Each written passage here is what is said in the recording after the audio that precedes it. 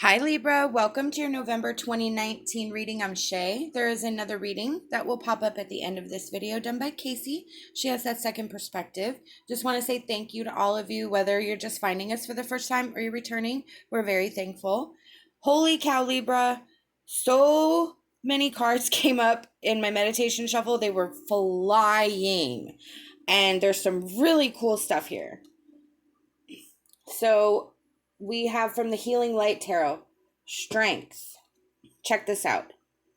Ace of Swords, Page of Swords, Queen of Swords. Okay? So right off the bat, you could be dealing with, it could be your sign. It's an air sign. So Aquarius, Libra, and Gemini. So you could be dealing with an air sign if you're cross-watching, or this is definitely your energy. I mean, I do feel that 100% this is your energy. So that right off the bat mixed with strength is like, holy cow.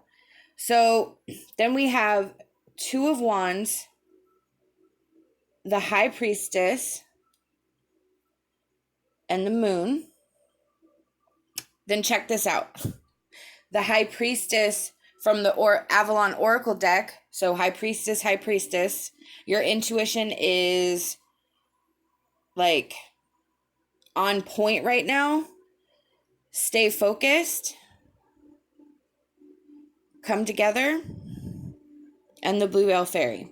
Okay, so with the Healing Light Tarot, that is the energy surrounding you in the month of October. This is either energy that is that you're bringing in from the previous month or from previous months. It's the energy that I feel you've been carrying this energy for quite a while, or it's new energy coming in, but I really do feel that it's energy that has kind of crossed over into this new month, and it's something that you've been dealing with for a really long time.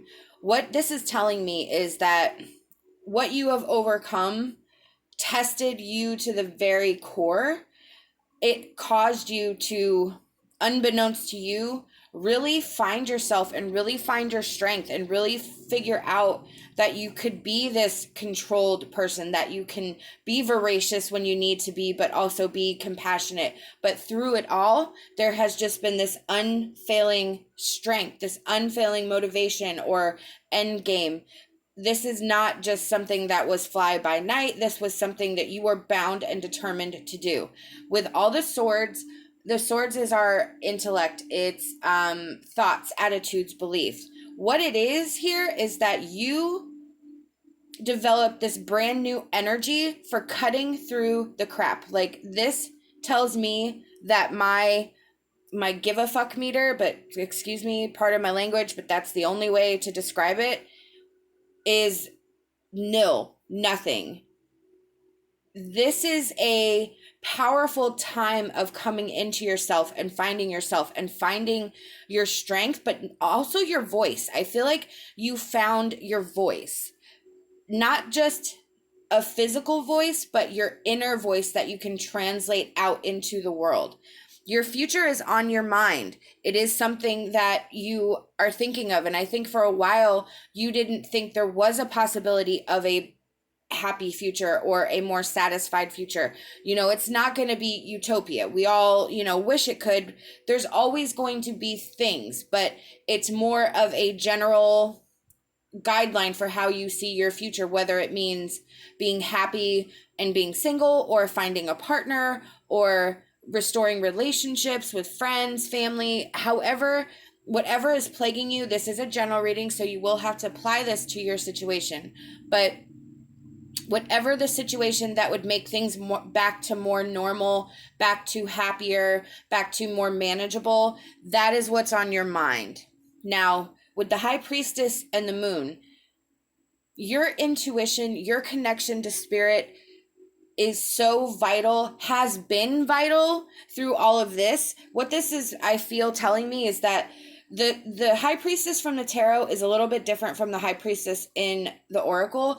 It's definitely about our intuition, whereas the High Priestess in the tarot is more your connection to your intuition, and like the spirit messages, downloads, following our gut feeling. The high priestess and the oracle is more about finding your way through the truth, which again, that goes back to all those swords that you have up there.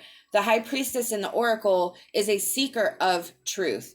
She uses her intuition to make movements and changes because she knows when somebody's telling her the truth, and she knows when somebody's lying. And that's what you've been working on. That's the high priestess. That's that intuition that led you to the moon energy, which is also about illusion. It is also about not portraying yourself as truthful. It can be about deception. It can be, hiding. So you've had a lot to uncover. You've had a lot to unravel to find this voice that you are now carrying. Stay focused we need to stay focused on the situation at hand, because the Two of Wands is about thinking about our future and not actually planning. There is no movement that is able to happen. I still feel like we're still working on ourselves. We're still working on clearing up this energy. You are on your way. This is what's telling me, is that to find your way through this, you have to find the real truth, not what somebody's telling you, not what you even have thought up to this point. It's about finding the actual deeper truth, whether it reveals something about yourself or the situation, but being able to accept it, being able to say the words, being able to grasp that this happened and put a word to it. It's about putting a voice to the situation so that you can then remove it and move forward, where your planning phase becomes more of an implementation phase. So Spirit wants you to stay focused on the goal. Keep making your plans, but keep doing the work. With Come Together, this is again kind of what I was saying earlier about how there's some sort of relationship either that needs to be repaired to make the situation good, or there's some forgiveness that needs to happen, but there needs to be some rectification of some type of relationship where it doesn't mean that you have to get back together. It doesn't mean that you're going to be back together, but there has to be some sort of acceptance. There has to be some sort of forgiveness, regardless if you get an apology or not. I feel like understanding why the situation happened and looking at it from a new perspective and trying to find the goodness in where you're at is part of that healing process. Once you understand, you may be able to accept it more. And whether it means that you've grown enough in your spiritual journey to recognize the things that aren't being said. Again, the truth, it's not what somebody's saying, it's what you know. So you may be dealing with a more emotionally immature person who may not understand how to vocalize and accept responsibility for their actions. They may be lost right now. They may not have a connection with Spirit. So they may not even realize that they're doing what they're doing for some sort of protection, because of the wounds that they have, things that they have not been able to cope with or come to terms with. That all affects how we make our choices and our decisions. So there has to be a place of love. There has to be a place of compassion that needs to be in this situation. It doesn't mean that you have to put things back together, but it does mean that you have to put things to rest. With Bluebell Fairy, mistakes can happen at any time, and this is how we learn.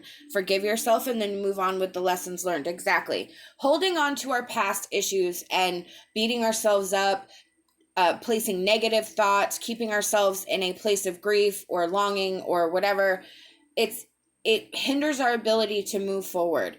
We have to understand that what happened was not actually a mistake. It was just a learning experience. It may have been a bad choice, but that's how we learn. That's how we grow. And a lot of us really, I know I used to do this so much, where I would just harp on things and think about things, and I would give myself anxiety for things I said or things I did. we're imperfect. Everyone is imperfect. There's not a perfect person. Whether you see it or not, every other person that walks on this earth says stupid things, does stupid things, makes mistakes. It's why we're here. We're here to experience these emotions so we can learn them and process them, get to know them, understand that it's not us, and learn how to quickly fight through that energy, because it's not us. It's just how our brains are wired, how our connection with spirit is trying to teach us a lesson, make us understand. And sometimes we don't want to hear it because we're not in that zone. So that's where, again, finding that inner truth is so important in making this situation conclude, but also to help you in future situations going forward. These are the messages I've been given by Spirit, and I truly hope that it resonates with you. We hope that you'll like this video, subscribe to our channel, leave us a comment. We love hearing from you. Love and light my hopes for a fantastic rest of your day.